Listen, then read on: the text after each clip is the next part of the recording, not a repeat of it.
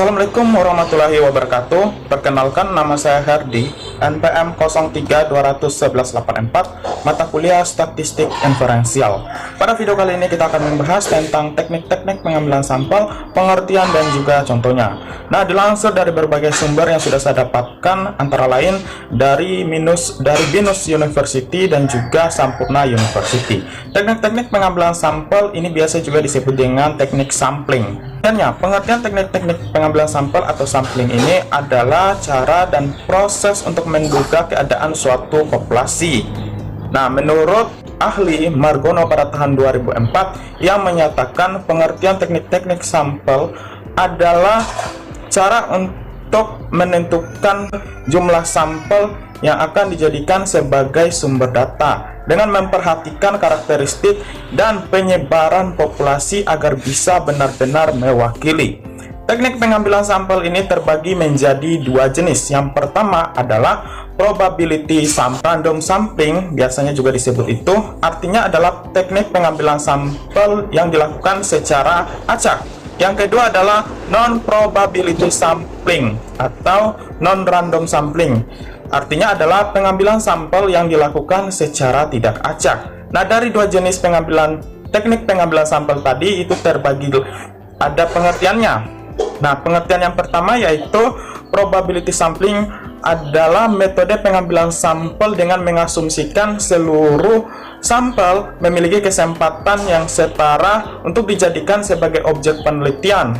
Nah, contohnya itu misalnya dalam suatu kelas terdiri dari 40 siswa, maka itulah populasinya. Maka dilakukan penelitian atau metodenya itu secara acak untuk pengambilan sampelnya dilakukan secara acak. Jadi setiap individu yang mewakili populasi atau objek penelitian itu memiliki kesempatan yang setara atau kesempatan yang sama untuk dijadikan objek penelitian. Itu adalah pengertian atau contoh dari probability sampling. Nah, yang kedua adalah non-probability sampling, itu adalah kebalikan dari probability sampling tadi. Jadi maksudnya di sini adalah pengambilan sampelnya itu tidak dilakukan secara acak. Artinya setiap objek atau sampel itu tidak memiliki kesempatan yang sama.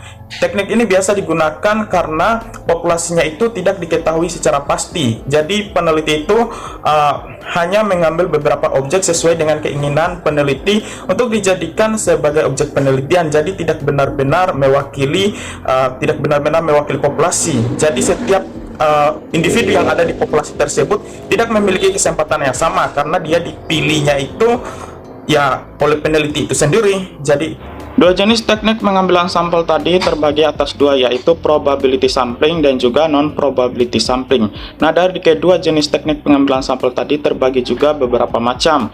Kita mulai dari yang pertama, probability sampling. Nah, probability sampling ini terbagi menjadi 5 jenis, yaitu yang pertama, pengambilan sampel acak sederhana atau biasa disebut simple random sampling. Teknik pengambilan sampel acak sederhana ini merupakan teknik yang dilakukan dengan cara menjelaskan bahwa semua anggota populasi memiliki kesempatan yang sama untuk dijadikan sampel penelitian. Cara pengambilannya adalah dengan angka undian. Terdapat dua pendapat yang berkaitan dengan metode pengambilan sampel tipe ini. Pertama adalah setiap angka yang dipilih wajib dikembalikan lagi supaya semua sampel yang sama. Kedua adalah angka yang dipilih tidak dikembalikan. Namun umumnya pendapat pertama yang banyak dipilih untuk melakukan penelitian. Pada metode sederhana ini memiliki keunggulan, yaitu meminimalisir bias, akan bisa mengetahui standar error dari penelitian. Sedangkan kekurangannya adalah para sampel ini bisa jadi tidak mewakili populasi yang ditentukan. Yang kedua, pengambilan sampel acak sistematis atau systematic random sampling. Tipe kedua adalah sampel acak secara sistematis sesuai dengan pola tertentu. Umumnya pola yang digunakan teknik ini adalah dengan mengambil interval atau kelipatan dari jumlah populasi dengan jumlah sampel yang akan dipilih. Contoh teknik pengambilan sampel ini, misalnya ada 10 dari 100 orang yang akan dipilih sebagai sampel. Maka setiap orang yang ada pada kelipatan 10 akan diambil sebagai sampel. Artinya orang dengan nomor 10, 20, 30 dan seterusnya akan dijadikan sampel hingga 10 orang. Kelebihan penggunaan metode ini adalah lebih cepat dalam pelaksanaannya. Selain itu juga membuat peneliti tidak perlu membuat kerangka sampel. Sedangkan kelemahan dari metode ini adalah variasinya tidak bisa diprediksi jika urutannya tidak acak. Sampel juga berpotensi bersifat seragam karena adanya pengulangan karakteristik. Ketiga, pengambilan sampel acak berstrata atau stratified random sampling. Teknik pengambilan sampel jenis ini dilakukan dengan cara mengelompokkan anggota populasi sesuai dengan tingkatan tertentu, yakni tinggi, sedang, dan rendah. Contoh teknik pengambilan sampel tipe ini adalah ketika melakukan penelitian tentang pekerjaan yang dilihat berdasarkan usia. Jadi sampel yang diambil dengan cara mengelompokkan sampel ke dalam kategori usia muda, sedang, dan dewasa. Keempat, pengambilan sampel acak berdasar area, cluster random sampling. Teknik pengambilan sampel ini ditentukan dengan berdasarkan kelompok suatu wilayah dari populasi penelitian. Teknik ini akan mengelompokkan sampel sesuai dengan wilayah anggota populasi. Tujuan penggunaan teknik ini adalah untuk mencari tahu perbedaan yang ada di dalam wilayah tertentu. Contoh teknik pengambilan sampel jenis ini adalah ketika ada penelitian yang akan mencari tahu tingkat partisipasi pemilihan umum di Jawa Tengah. Dari situ, sampel yang akan digunakan adalah beberapa wilayah Jawa Tengah. Kelima, area sampling, multi-stage sampling.